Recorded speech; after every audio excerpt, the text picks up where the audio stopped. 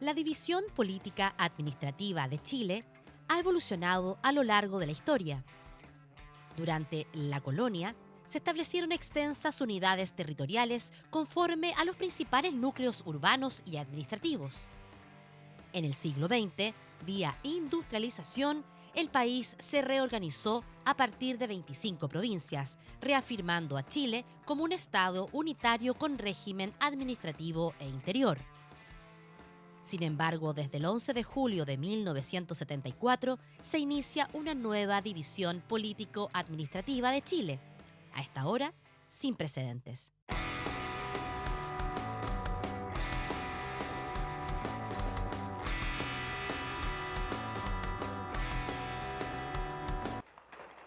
En medio del estado de excepción, se comenzó a tejer el nuevo mapa político en Chile.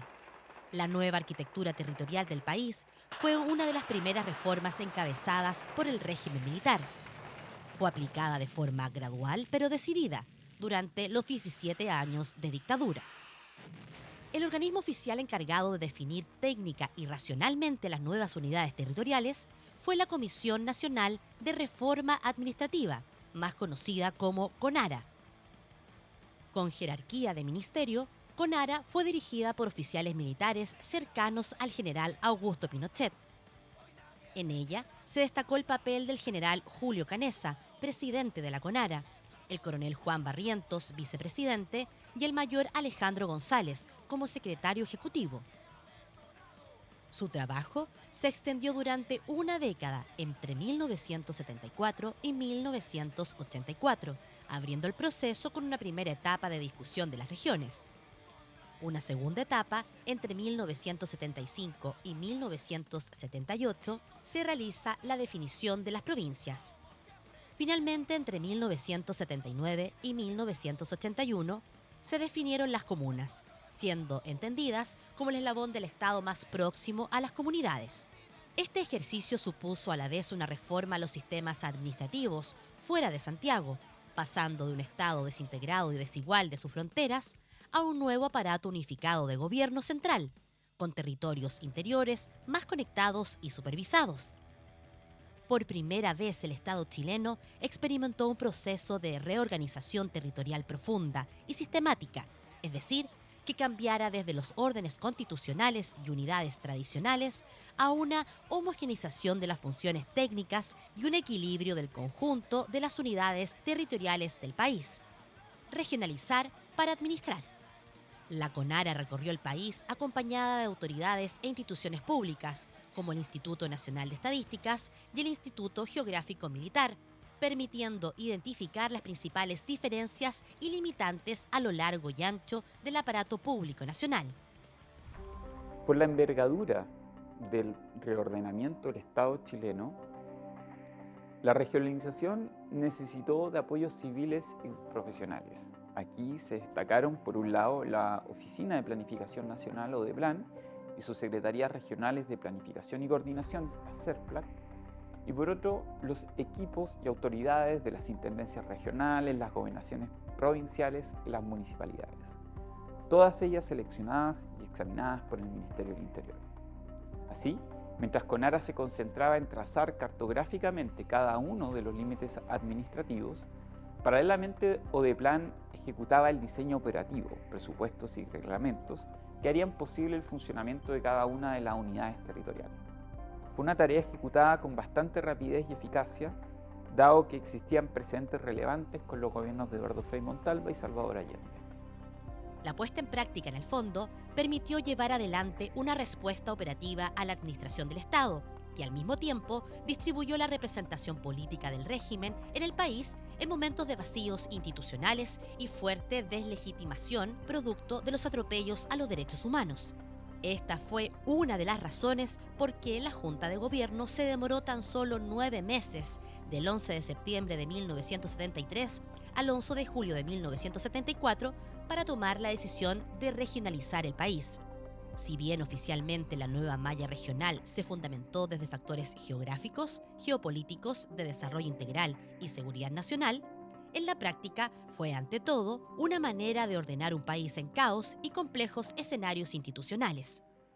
Independiente de los criterios con que fueron definidas las regiones, lo cierto es que cada región se integró a una jerarquía nacional vertical que permitió un orden necesario para llevar una gobernabilidad. El régimen y la prensa de la época se esmeraron por demostrar los beneficios de la regionalización. La tercera, por ejemplo, decía que fue la más trascendente iniciativa para el desarrollo nacional materializada en los últimos años. Los efectos más visibles de la nueva demarcación territorial se dieron en aquellas ciudades capitales históricas. Allí se instalaron nuevas autoridades, equipos sectoriales y de planificación que no solo asesorarían técnicamente a la autoridad regional, el intendente regional, sino que además debían gestionar y cautelar el presupuesto operativo de toda la región, creando una mayor presencia pública en esas capitales regionales. Si bien no se rompió la inercia centralista del país, la mera definición de metas y programas regionales cada vez más difundidos y vigilados por las autoridades regionales y provinciales permitió una mayor coordinación entre los niveles comunales y regionales. Este hecho, a su vez, amplió los repertorios políticos de los gobiernos territoriales, independiente de que fueran monitoreados por Santiago. Sin duda, la regionalización fue una gran maquinaria política del Estado. En efecto, no solo permitió ampliar y recrear otras formas de representación vecinales y comunitarias que tenderían a opacar o virtualmente reemplazar a las antiguas formas de participación política, como por ejemplo los partidos. Al mismo tiempo, también implicó una formación profesional de alto nivel al interior del Estado. Fue un aprendizaje que hizo del poder central una razón regional eficiente y coordinada, muy funcional al proyecto global de la dictadura, es decir, limitar la deliberación popular y preparar el terreno para la privatización general de los servicios públicos, lo que se entenderá posteriormente como ventajas comparativas. Provincias, el viejo nuevo orden. La segunda etapa de Conara fue la división y reorganización de las provincias. Si bien simbólicamente las provincias continuaron en el mapa oficial, con la regionalización perdieron su jerarquía política. De las 25 provincias en 1974, para 1981 se duplicó su número, llegando a delimitar 51 provincias a lo largo y ancho del país. Esta expansión consideró las provincias como el nivel intermedio entre la región y la comuna. Las antiguas provincias se redujeron para potenciar las comunicaciones internas entre la región y las comunas, sobre todo en aquellas más aisladas y fronterizas. Solo en la provincia de Palena y la provincia de Santiago se ampliaron nuevas líneas político-administrativas que romperían con las antiguas líneas oficiales. Este reordenamiento provincial proyectó una nueva red centro-periferia interior, donde las nuevas provincias constituyeron una conexión gubernamental efectiva entre el nivel subnacional y las localidades entendidas como comunas. Sin embargo, las unidades provinciales quedaron en una situación de rezago técnico en comparación con las regiones y las comunas, puesto que no manejaban presupuestos importantes. ¿Cuál era entonces la función de la provincia en el nuevo mapa del país? Centradas en la figura del gobernador provincial, las provincias debían bajar el programa oficial a las comunas, es decir, supervisar las alcaldías. Un rol estrictamente jerárquico pero funcional al sistema de planificación definido por la ODEPLAN en Santiago. Es así como la nueva DPA se materializaba como un mecanismo de control y orden territorial del país. El general Pinochet, superior directo de cada región, provincia o comuna del país, podía disponer de información técnica y militarizada de las diferentes realidades del país, independiente de su localización, pero con mayor rapidez y exactitud que en el periodo anterior. Comunas, un cambio en la burocratización y politización de la organización. Según las primeras estimaciones de Conara en 1976, el país tendría 170 nuevos municipios que se reconfigurarían según accesibilidad, heterogeneidad, soberanía y especialmente la cuestión profesional.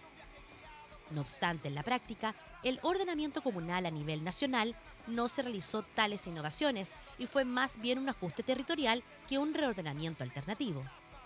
El fin último del nuevo sistema comunal debía incidir directa o indirectamente en la población local, o como decían las autoridades de la época, las fuerzas vivas de la nación. Al ser la última etapa del proceso, la discusión tuvo más debate. No obstante, se impuso finalmente el pragmatismo. La consigna fue: seamos realistas, no se pueden suprimir las comunas. Desde 1981 los municipios triplicaron su presupuesto operativo por efectos de la Ley de Rentas Regionales. Así, a diferencia de una década atrás, los municipios lograron acercarse a las necesidades de los grupos más desfavorecidos. Esto permitió, por un lado, reemplazar paulatinamente a la antigua intermediación de los partidos políticos y, por otro, desarrollar un margen de maniobra institucional para aumentar las bases de apoyo al régimen en sectores históricamente ligados a la izquierda o a movimientos sociales. La expresión más local de la regionalización así pudo establecer puentes con los sectores más populares y de esta manera mostrar un lado caritativo y eficiente del régimen, pese al contexto autoritario y uso de violencia sobre los sectores populares movilizados.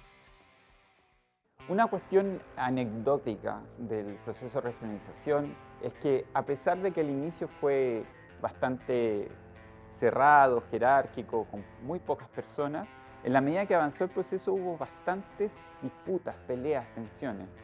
Quizás la más importante fue por la región de Valdivia, que fue una disputa entre la Junta de Gobierno, ¿cierto? Que finalmente no pudo concluir en una región nueva por la oposición del general Lee. Pero también hubo otras muy interesantes, respecto inclusive en la propia Conara, por la provincia de Santiago, cuando el general Canesa versus el general Barrientos tuvieron una gran pelea, ¿cierto?, por esa provinciación.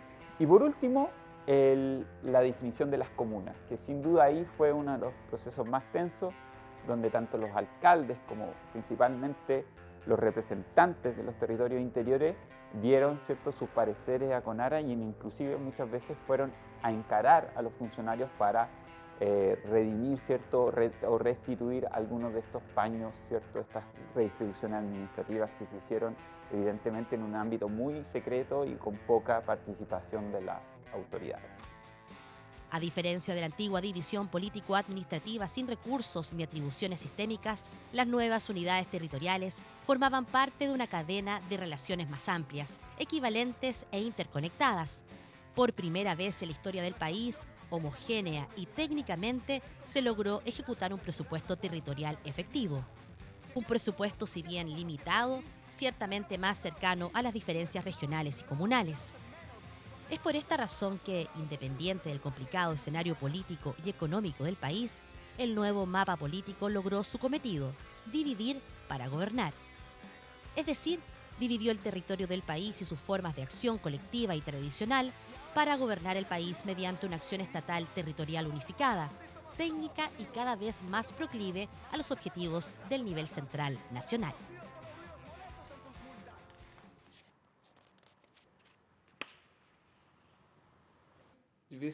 Pasaron a ser universidades regionales.